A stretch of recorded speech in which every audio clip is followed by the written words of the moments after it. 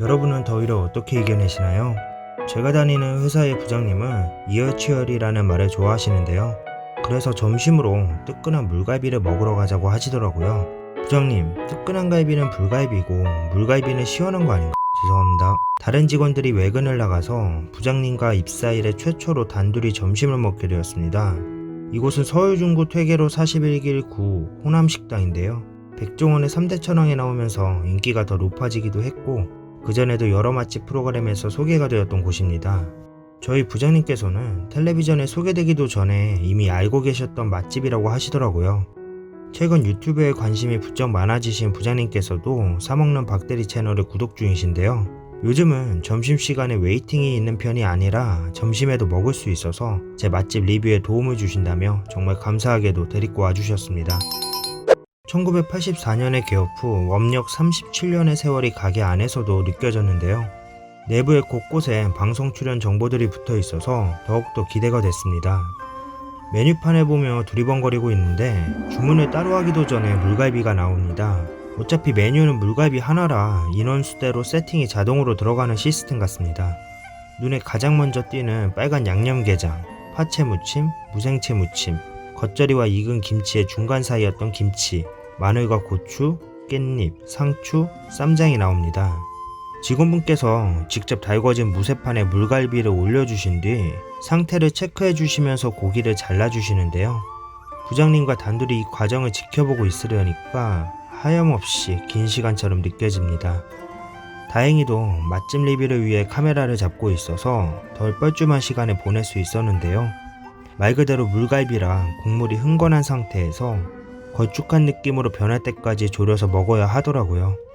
아무래도 양념갈비는 불에 구울 때 잘 타기 때문에 정신없이 구워야 하는 번거로움이 있는데 그런 점이 없다는 장점이 있더라고요. 구원의 타이밍처럼 된장찌개가 나왔습니다. 바글바글 끓여나온 완전체라 더 반가웠는데요. 이 집 된장찌개도 죽여준다는 부장님과 시식을 해봤습니다. 된장의 맛보다 진한 해물 육수의 맛이 먼저 느껴집니다. 채소와 바지락으로 육수를 낸 된장찌개 같더라고요. 맛있었습니다. 부장님의 젓가락을 따라 양념게장도 먹어보았는데요. 한입 무는 순간 입안 가득 게살이 밀려 들어오는데 생각보다 양념게장 특유의 맵거나 짠 양념 맛은 아니게 물갈비 기다리는 동안 에피타이저로 먹으면 좋을 것 같았습니다. 드디어 물갈비가 다 졸여졌습니다. 직원분께서 이제 드셔도 돼요 라고 하시는데 어찌나 기쁘던지요. 부장님의 꿀팁, 물갈비는 이렇게 각종 밑반찬과 한 번씩 먹어본 뒤 자기 취향에 맞는 밑반찬을 찾아 계속 곁들여 먹으면 맛있다고 하십니다. 저는 색감과 다르게 간이 세지 않은 무생채와 같이 먹어보기도 하고 아삭아삭한 식감이 살아있던 콩나물 무침과도 같이 먹어봤는데요. 콩나물도 생각보다 간이 세지 않더라고요. 아마도 물갈비 양념과의 조화를 위해서 밑반찬 간이 약한 느낌인 듯 했습니다. 쌈도 싸 먹어보았는데요. 상사와 같이 먹으면 이렇게 어설프게 고기도 흘리고 그럴 때 있는 거 저만 이런 거 아니죠?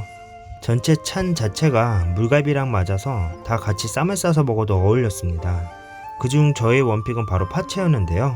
보통 일반 고깃집들은 파채를 초장이나 자극적인 양념에 묻혀서 내주시는데 이곳은 새콤달콤한 맛이 아니었습니다.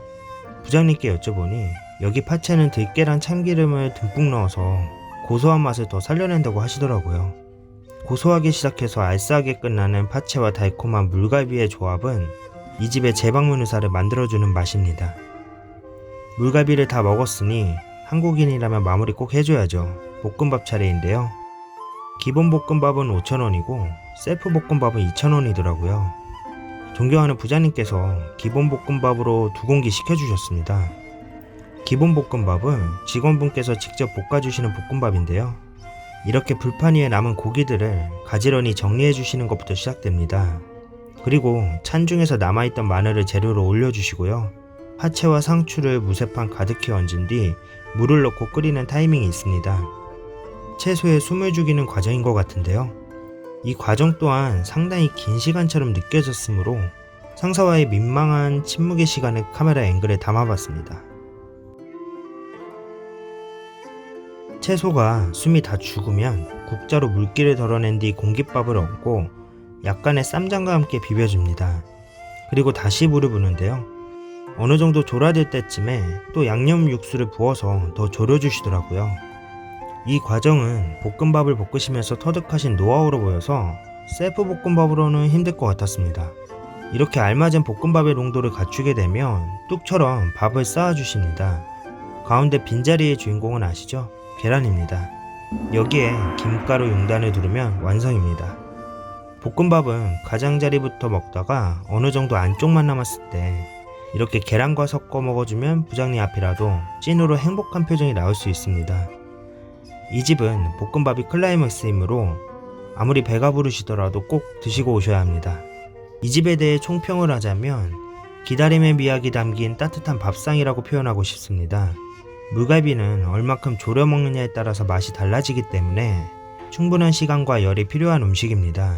식사를 시작하기 전부터 끝날 때까지 열이 유지되어야 해서 부장님께서 왜 이열치열하러 이 집에 가자고 하셨는지 깨닫게 되었습니다. 혹시나 몸에 원래 열이 많으신 분이라면 더울 수 있으니까 들어가자마자 에어컨 명당 자리에 앉으시는 것을 추천해드립니다.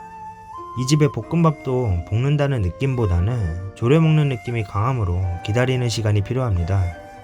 전체적으로 끓이는 시간이 필요하기에 느긋하게 천천히 식사를 즐기실 수 있는 시간 여유를 확보해 두시고 오신다면 따뜻한 집밥 느낌을 느끼실 수 있을 것 같습니다. 또한 평소 존경하는 분과 가신다면 음식이 조리되는 시간 동안 진솔한 대화를 나눌 수 있는 영광의 시간도 얻을 수 있다는 것도 하나의 장점이라는 점 참고해 주시기 바랍니다. 앞으로도 가감없는 리뷰는 계속될 테니까요. 좋아요, 구독 부탁드립니다.